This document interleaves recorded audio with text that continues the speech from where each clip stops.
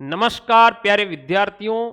अभी समसामयिक के अंदर वर्तमान के अंदर एक शख्सियत बहुत चर्चा के अंदर बनी हुई है, वो है श्रीमान हमारे जगदीप जी धनखड़, उपराष्ट्रपति, भारत के 100वें उपराष्ट्रपति। और मैं यदि बात करूं इतिहास के अंदर अब तक 100वें उपराष्ट्रपति जो हमारे बने हैं उसमें से 3 ऐसे उपराष्ट्रपति हैं जिन्होंने अपने पद से इस्तीफा दिया है। सबसे पहले वीवी गिरी, उसके बाद में भैरव सिंह जी शेखावत, और चलते हुए बीच सत्र में इस्तीफा देने वाले एकमात्र उपराष्ट्रपति भारत के हैं वो है जगदीप जी धनखड़। अब चर्चा इसलिए भी क्योंकि राजस्थान से बिलोंग करते हैं और राजस्थान से बनने वाले ये दूसरे उपराष्ट्रपति भी है। और आप सबको ये जानना बहुत जरूरी है कि वो कौन कौन से अनुच्छेद है जो उपराष्ट्रपति से संबंधित हैं। विशेष रूप से मैं बात करूं प्रिय विद्यार्थियों तो अनुच्छेद 63, जिसमें यह उल्लेख किया हुआ है कि भारत का एक उपराष्ट्रपति होगा और वो राज्यसभा का पदेन सभापति होगा। उसके बाद में अनुच्छेद 66 के अंदर उल्लेख लिखा हुआ है चुनाव का। चुनाव की बात करें तो भारत के उपराष्ट्रपति का चुनाव लोकसभा व राज्यसभा के सदस्य करते हैं। इस बात का आपको विशेष रूप से ध्यान रखना है। फिर अपन बात करें कि किसके अंदर शपथ का उल्लेख लिखा हुआ है, तो भारत के उपराष्ट्रपति जो उपराष्ट्रपति पद की जो शपथ लेंगे वो लिखा हुआ अनुच्छेद 69, और उसके अलावा 67 के अंदर उनका कार्यकाल के बारे में बात की गई है और कि वो इस्तीफा अपना किसको सौंपेंगे, राष्ट्रपति को। इसका उल्लेख भी हमें अनुच्छेद 67 के अंदर दिया हुआ है। अब बात करें कि राज्यसभा के सभापति के रूप में उनकी पदेन सभापति के रूप में यानी उपराष्ट्रपति ही पदेन सभापति होगा, ये बात अनुच्छेद 64 में लिखी हुई है। और भारत के अंदर यदि राष्ट्रपति अनुपस्थित हो उसकी जगह कार्यवाहक राष्ट्रपति के रूप में कार्य कौन करेगा, उपराष्ट्रपति करेगा। इसका उल्लेख अनुच्छेद 65 के अंदर दिया।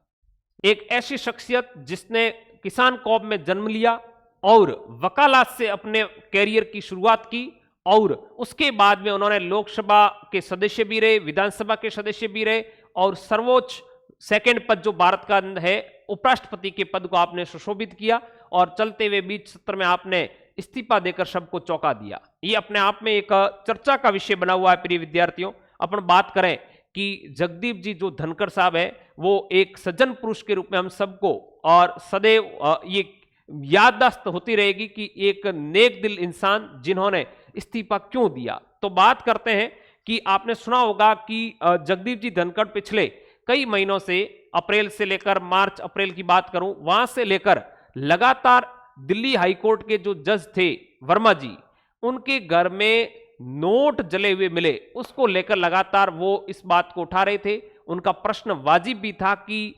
जो दिल्ली हाईकोर्ट के जस्टिस है वर्मा जी, उनके घर में नोट जले 15 करोड़, वो 7 दिन के बाद पता चला।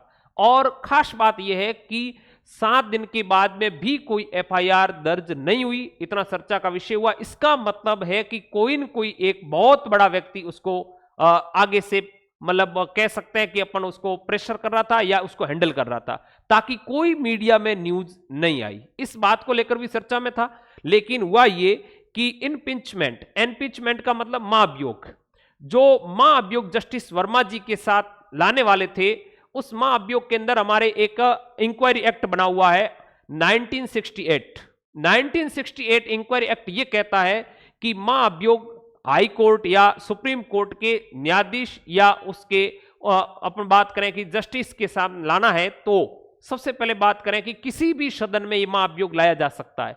जिस सदन में महाभियोग पहले लाया जाएगा वहीं से एक 3 सदस्यों की कमेटी बनेगी और वह उसकी जांच करेगी। अब यह हुआ कि सबसे पहले 145 सांसद अपने यहाँ जो लोकसभा के सभापति जी है ओम बिरला जी से मिलते हैं और उसी समय राज्यसभा के अंदर जो सभापति है अपने जगदीप जी धनखड़ साहब, उनसे भी विपक्ष के लोग महाभियोग लाने के लिए उनसे चर्चा करते हैं और मिलते हैं। जब ये सत्ता पक्ष को पता चला कि राज्यसभा के अंदर जो महाभियोग के लिए प्रस्ताव आया है उस प्रस्ताव में सत्ता पक्ष का कोई भी व्यक्ति शामिल नहीं था या एमपी शामिल नहीं था, तो आनन फानन में कह सकते हैं कि राजनाथ जी के घर पर ये एक मीटिंग होकर और उसमें सत्ता पक्ष के लोगों के हस्ताक्षर करवा के तुरंत इस बात को लिए मतलब कह सकते हैं कि एक प्रस्ताव पारित करने की बात की गई। और जस्टिस वर्मा जी की महाभियोग की शुरुआत होते ही ऐसा सुनने में आ रहा है कि इलाहाबाद हाई कोर्ट के एक जज है जिसका नाम है शेखर जी, और शेखर जी ने भी एक मुस्लिम धर्म के विरोध में एक बयान दिया था, वो भी चर्चा का विषय बना हुआ है।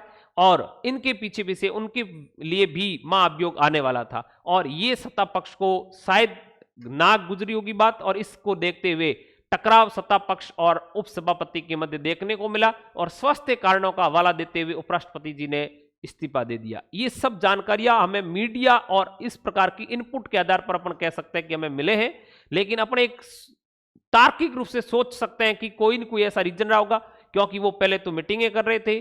तो स्वास्थ्य कारणों का हवाला देकर हम सबको चौंकाने वाले जगदीप जी धनखड़ आज के दिनों में बहुत चर्चा में बने हुए। तो एग्जाम की पॉइंट व्यू की दृष्टि से भी आप इन सब के अनुच्छेदों को ध्यान रखेंगे। और मैं आपको एक बार पुनः बता देता हूं, एक तो आपको एक्ट याद रखना है जिसका नाम है इंक्वायरी एक्ट 1968, जिसके तहत किसी भी सदन में महाअभियोग लाया जा सकता है और जिस सदन में महाअभियोग पहले लाया जाएगा वो सदन ही कमेटी बनाएगा 3 सदस्यों की जांच के लिए। और इसके अलावा आपको उपराष्ट्रपति से संबंधित कौन कौन से अनुच्छेद एक बार वापस बता देता हूं। सबसे पहले आपको ध्यान रखना 63 जो अनुच्छेद है वो ये कहता है कि भारत में एक उपराष्ट्रपति होगा, और 66 ये कहते हैं कि चुनाव प्रक्रिया दी हुई उपराष्ट्रपति की, जिसमें लोकसभा और राज्यसभा के जो सदस्य है वो उनका चुनाव में भाग लेंगे और चुनाव करेंगे। 69 के अंदर राष्ट्रपति के शपथ का उल्लेख है, 67 के अंदर उनके कार्यकाल का उल्लेख है, और 64 के अंदर ये लिखा हुआ है कि उपराष्ट्रपति भारत का जो है वही राज्यसभा का पदेन सभापति होगा, और 65 के अंदर ये उल्लेख दिया हुआ है कि यदि भारत का राष्ट्रपति अनुपस्थित है तो उसकी जगह कार्यवाहक राष्ट्रपति की भूमिका उपराष्ट्रपति निभाएंगे। संपूर्ण जानकारी मेरे द्वारा दी गई आपको पसंद आई होगी। धन्यवाद।